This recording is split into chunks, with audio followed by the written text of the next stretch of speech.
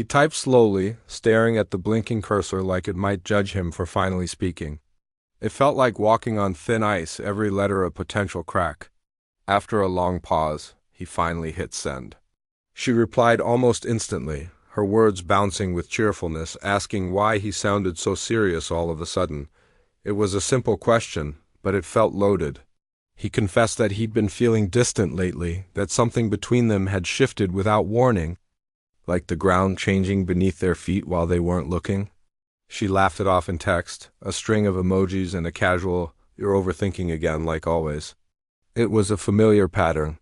He apologized, even though he didn't really know what he was apologizing for. Was it for feeling this way? For noticing the change? Or just for disturbing the peace? She sent a heart emoji, a quick digital bandage, and immediately changed the topic to what she was wearing that night.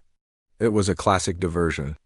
He asked where she was going so late, forcing his tone to sound like simple curiosity instead of the gnawing concern that was twisting in his gut.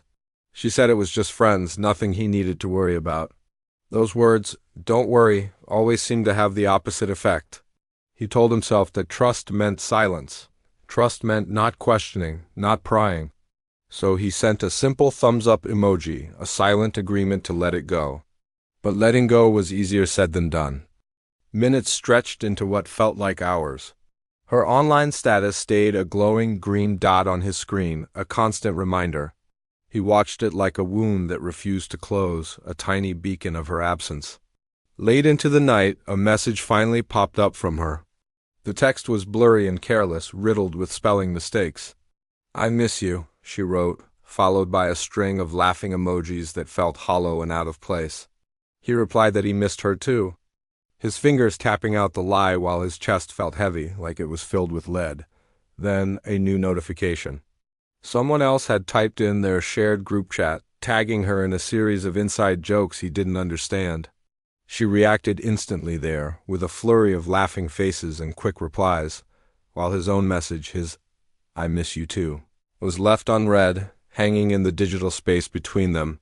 He felt foolish for even noticing the timestamps, for comparing the response times. But pain has a way of sharpening your focus, making you see details you'd rather ignore. He decided to ask, his fingers hovering over the keyboard, "Are you drunk?"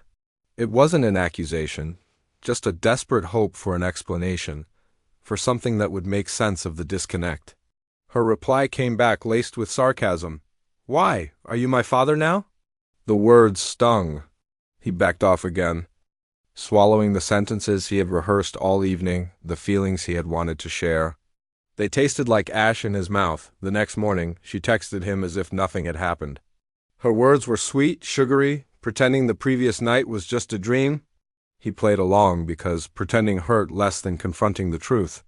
It was a silent agreement to live in a shared illusion.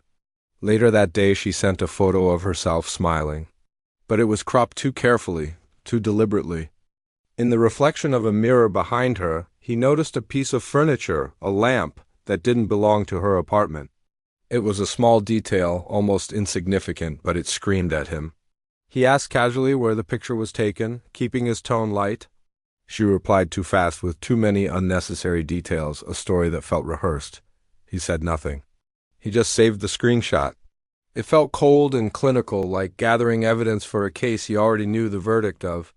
The days that followed were filled with shallow conversations and forced laughter. Their text became a performance. She started replying slower, her messages getting shorter, colder. Each one-word answer felt like a small rejection. He tried to compensate, to fill the growing silence by trying harder. He sent long, heartfelt messages, paragraphs of his thoughts and feelings, knowing she probably just skimmed them. Then she said it. The word that would echo in his mind for weeks. "You're becoming clingy." That single word stayed with him, branding itself onto his self-perception. He replayed their conversations, wondering when his concern had crossed the line into neediness in her eyes. So he decided to conduct an experiment. He stopped texting first. He wanted to see if she would notice his absence, if the silence would bother her as much as it bothered him. The silence answered him perfectly. It was loud, deafening, and absolute. Days passed without a single word from her. When she finally did write, it wasn't the message he had hoped for. It was about needing space. He agreed, his reply calm and measured. He even thanked her for an honesty she had never actually given him. That night, the truth he'd been avoiding found him anyway. He was scrolling aimlessly when he saw her tagged in someone else's story. In the short video, her smile was effortless, unguarded, real. It was a smile he hadn't seen directed at him in a very long time. It was the smile of someone free. He didn't get angry. He didn't confront her. He just watched, a silent observer to his own heartbreak. Hours later, his phone lit up with a text from her. "Hey, fell asleep so early tonight. The lie was so blatant, so lazy, it was almost insulting." He replied with a kindness that felt like self-betrayal. "No problem, hope you slept well." And in that moment, something inside him shifted. It wasn't a loud crash, but a quiet click. Like a door closing softly but firmly, locking from the inside, he began answering less, caring less, expecting nothing. He was detaching piece by piece. She noticed the change, of course. His distance created a vacuum, and it pulled her attention back. "Are you upset with me?" she asked. He replied simply, "I'm just tired," and it was the most honest thing he'd said in months.